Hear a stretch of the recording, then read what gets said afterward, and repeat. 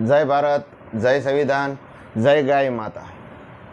આજે આ વિડીયો તે માટે બનાવવાનો છે કે મને એક ઘટના યાદ આવે છે।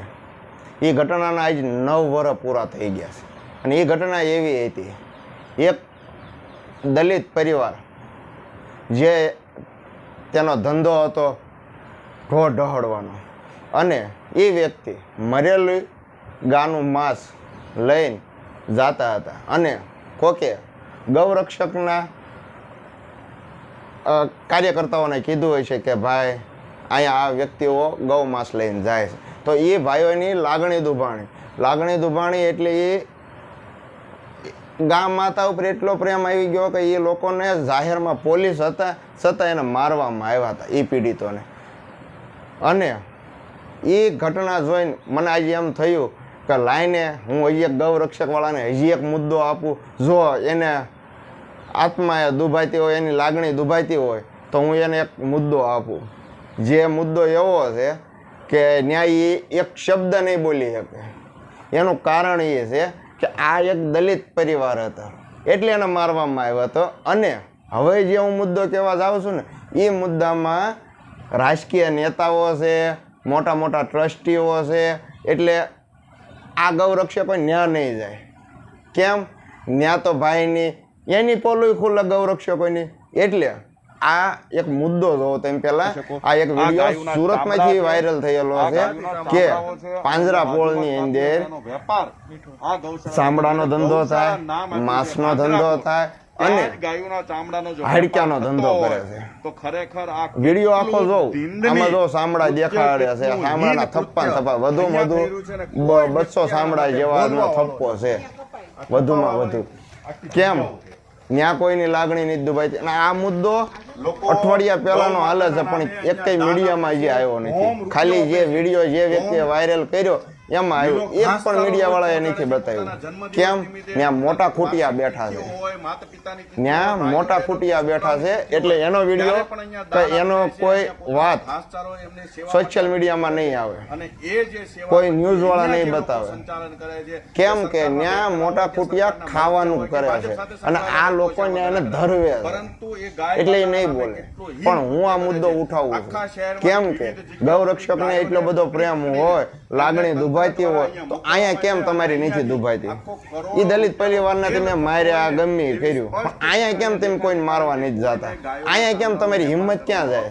અહીંયા હું તમે બંગડીયું પહેર્યો છો અને તમને એટલી બધી તાકાત હોય, એટલું બધું હોય તો ન્યા જાઓ, ન્યા તમારી હિંમત બતાવો, ન્યા તમારી તાકાત બતાવો। ગૌરક્ષકો ગાના નામ ઉપર આ લોકો સરી ખાય છે, ગાના ઘાસનો સારો સરી ખાય છે, કરોડો રૂપિયાનો કૌભાંડ કરે છે આ ગૌશાળા વાળા। ન્યા તમે એક શબ્દ નહીં બોલો, ન્યા તમારી ગાયું કપાય છે, ન્યા તમે એક શબ્દ નહીં બોલો। પણ એક દલિત પરિવાર મરેલું ઢોર લઈ જાય તો તમારી લાગણીઓ દુભાય। અત્યારે તો ઉનાકાંડ પછી વધુમાં વધુ 75% માણસો કોઈ ઢોર ઢહડવાય જતું નથી। હશે કોઈક અમુક નંગ કપાતર કે હજી નથી સુધર્યા અને હજી જાય છે નથી, એમ હું નથી તો છે તે અમુક કપાતરો કે હજી ઢોર ઢહડવા જાય। પણ એ કપાતરોને મારજો તમે, પણ એની પહેલા તમે આ ગૌશાળા વાળાને જઈને મારો ને તો હાસી તમારી મર્દાનગી કહેવાય, તો તમે હાસા મુશાળા કહેવાઓ, તો તમે હાસા હિંમત વાળા કહેવાઓ। પણ ન્યા તમારી તો આમ થાય, આમમાં તો ખબર પડે ને। એટલે તાકાત હોય તો ન્યા લડો અને તમારી લાગણી દુભાઈ જાય છે। હું આ વિડીયો બનાવું એટલે એમાં તમને મારી ઉપર ક્રોધ આવે છે, મને ગાળ્યું લખ્યું, પણ ન્યા ઓનલાઈન સામો નહીં થાવ। અને હજી એક મુદ્દો બતાવું, આ તો ગૌશાળાનો હતો પણ હજી એક મુદ્દો બતાવું, આપણા ભારતનો બીજો નંબર આવ્યો છે ભાઈ ગાનું સપ્લાય, ગૌ માંસનું સપ્લાય કરવામાં વિશ્વમાં બીજો નંબર આવ્યો છે। બોલો, જય હિન્દ, હિન્દુ રાષ્ટ્ર, ગાય માતા। હું પણ આ નારા, કયા નારા?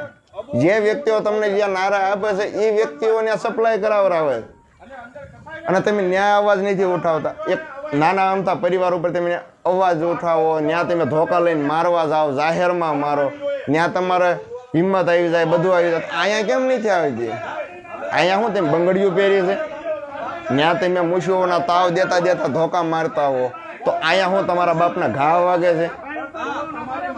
તમે હાસા ગૌ રક્ષક હો ને, તો આનો પણ વિરોધ કરો. જો હું આ ફોટો અહીંયા મૂકું છું, તમે જોઈ લો. વિશ્વમાં બીજો નંબર આવ્યો ગૌ માંસનો. ગૌ માંસની સપ્લાય કરવામાં વિશ્વમાં બીજો નંબર આવ્યો છે. તો એ તમારી લાગણી નહીં દુભાઈ. ત્યાં તમને કાંઈ નહીં થાય, ત્યાં તમે કોઈ આંદોલન નહીં કરો, ત્યાં તમને કોઈ કાંઈ થશે જ નહીં કે તમે ઇન્દિરામાં ગૌ માતા પ્રત્યે પ્રેમ છે એવું. ગૌ માતા પ્રત્યે પ્રેમ તમારે ક્યારે આવે? એક નાના માણસ ના હાથમાં કે જરાક આમથું ગૌ માંસ 250 જેવું ગૌ માંસ ભાળી જશે ને તોય તમે તમારી લાગણીઓ દુભાવવા મળશે. આ ખૂટિયાઓ જે રહ્યા ને, જે ગૌ માંસનું સપ્લાય કરવાવાળા, ન્યાય ત્યાં કોક એના ટ્રસ્ટીઓ જોજો કોણ છે, સપ્લાય કરવાના વ્યક્તિઓ કોણ છે એ જરાક જોઈ લેજો. ગૂગલમાં સર્ચ મારીજો. મારે અરે જીભા જોડી કરવા હાટું નહીં, પણ ગૂગલમાં સર્ચ મારી લેજો. આ તમે જોવ બીજો નંબર. વાહ મોદી સરકાર વાહ. અને વાહ તમે તે ગૌ ભક્તો તો ગજબના છો. તમારી લાગણીઓ ન્યા નથી, ત્યાં તમે આંદોલન નથી કરતા. આંદોલન કરવા છે ખાલી નાના માણસો ઉપર. નાના માણસોને દબીને ત્યાંથી પૈસા પડો તો પૈસા પડાવવા. તમારે ગૌ રક્ષકના નામે સોકડીઓ ઊભા રહી જવા, મોટી મોટી સોકડીઓ ત્યાંથી ખટારા ભરીને ઉતારવા છે, પાછા ગૌશાળામાં દેવાના. ગૌશાળાવાળા પાછા આવું કરે. એટલે તમે વિરોધ કરવો હોય તો આવા માણસોનો કરો ને, તો અમને એમ થાય નહીં આ હાસા ગૌ ભક્ત છે. કે ખાલી ગાના નામ ઉપર શરીર ન ખાવ. તમે તે ગૌ રક્ષક સાસા હોવ ને તો આની માટે લડો. નીકળો બહાર. ખાલી બંગડીયું ન પહેરો. બંગડીયું તમે પહેરો છો કેમ? કે તમે સરકાર સામો અવાજ નથી ઉઠાવતા. કેમ? કે તમે ગૌશાળાવાળા સામો અવાજ નથી ઉઠાવતા. ખાલી તમે એક દલિત પરિવાર ઉપર અવાજ ઉઠાવો છો. ત્યાં જ તમારા ધોકા હાલે છે. અહીંયા ધોકા હકવો ને તો તમે હાસા મરદના ફાડ્યા, તો અમે તમારા વખાણ કરશો નહીં. હવે ગૌ રક્ષકો જાગ્યા છે. ત્યાં તમારે હવા આમ થઈ જાય. કેમ? ત્યાં તો ભાઈ મોટા મોટા ખૂટિયા છે, અને એ ખૂટિયાને જો સાળો કરવી તો આપણું તે પોલ નીકળે. આપણે જે આ લઈને નીકળ્યા છે ગૌરક્ષકનું, તો આપણું કાંઈક બહાર ભોપાળવું નીકળે. એટલે આ તમે કોઈ કાંઈ બોલતા નથી, પણ બોલજો. જો હાસા મરદના ફાટિયા હો ને તો આનો અવાજ ઉઠાવજો. આ વિડીયો અઠવાડિયાથી વાયરલ થાય છે. આ ગૌ માંસના ગૌશાળાની અંદર ગાના સામડા, એનું માંસ અને હાડક્યા તમામ વસ્તુ વેચાય છે ને. અને આ વિડીયો વાયરલ થયો પણ હજી કોઈ મોટા મીડિયાવાળાએ ન બતાવ્યો. પૈસા ખવાઈ ગયા છે અંદાજે, બીજું તો કાંઈ હોય નહીં. અને આ વિડીયો તમામ હર વ્યક્તિ પાસે વિડીયો પોગાડજો. અને જે ઝંડા લઈને નીકળ્યા છે ને હિન્દુત્વના, તો હિન્દુત્વમાં બીજો નંબર આવ્યો છે ભાઈ. હિન્દુઓનો બીજો નંબર આવ્યો છે સપ્લાયમાં. ભારત દેશ એક હિન્દુ રાષ્ટ્ર ઘોષિત કરવું હોય તો, અને હા પાછો એક નવો એ કહી દો, આ 2025 હાલે છે ને, 2033માં એ વ્યક્તિઓ ગૌ માંસ કેટલું પોગાડવાના છે ખબર?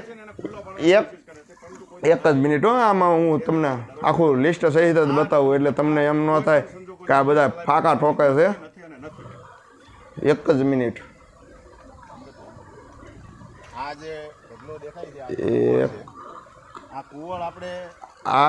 આ લોકો જે રહ્યા ને અત્યારે હાલની ઘડીમાં કેટલું માંસ સપ્લાય કરેલું છે તે બતાવું તમને.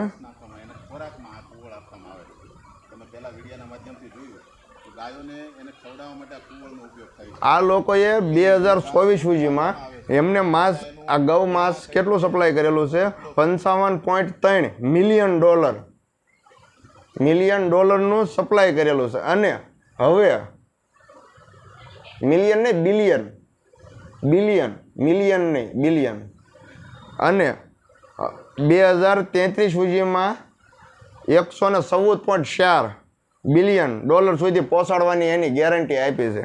એટલે એટલું એ પોગાડવાના છે જે માંસ. એટલે ગૌ રક્ષકો, ગૌ ભક્તો જાગજો અને આ લોકોનો વિરોધ કરજો. અને હું ખોટું નથી બોલતો, ગૂગલમાં સર્ચ મારી લેજો અને પછી મારે અરે કોઈને જીભા જોડી કરવી હોય તો આવજો. પણ ખોટી રીતે કોઈ જીભા જોડી કરવા ન આવતા, ખોટી રીતે હવા ઠોકવા ન આવતા. નકર તમને એટલું બધું હોય, બાવું ચડાવી છે, ગાળ્યું બોલવી છે, કે કોઈને ધમકીઓ મારવી છે, તો એ લોકોને મારો જે ગાયોને મારે છે. અમારા વાળા તો મરેલા ઢોર ઢહડતા હતા. પણ આ તમારા વાળા તો જીવતા કાપીને સપ્લાય કરે, એનું કરો. અને આ વિડીયો વધુમાં વધુ શેર કરજો અને તમામ હિન્દુઓ પાસે જવો જોઈએ, તમામ હિન્દુઓ પાસે, તમામ ગૌ ભક્તો પાસે જવો જોઈએ આ વિડીયો. જય ભારત, જય ગાય માતા.